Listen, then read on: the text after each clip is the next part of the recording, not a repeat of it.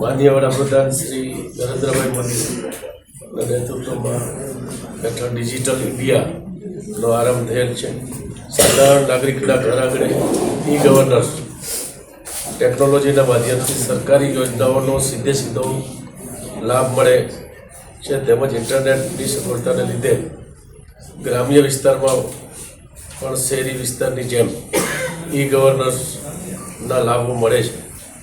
ગુજરાતમાં વન વિભાગ દ્વારા આઝાદી પહેલાંથી લાકડા તેમજ અન્ય વન પેદાશોના વેપાર માટે તત્કાલીન જે નિયમોને આધીન ટ્રાન્ઝિટ પાસ ઇસ્યુ કરવામાં આવતા હતા.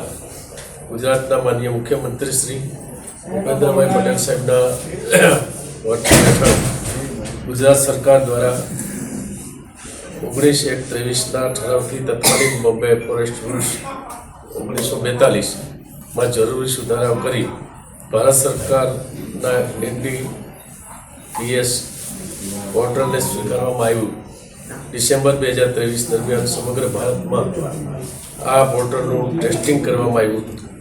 માન્ય કેન્દ્રીય મંત્રી વન અને પર્યાવરણ શ્રી ભૂપેન્દ્ર યાદવ સાહેબ દ્વારા પાન ઇન્ડિયા ટેસ્ટ રન હેઠળ કંડલાથી કલકત્તા તેમજ કાશ્મીરથી તમિલનાડુના રૂટ પર ઇમારતી લાકડાના વાહનોને મોકલી સફળતાપૂર્વક પરીક્ષણ કરવામાં આવ્યું.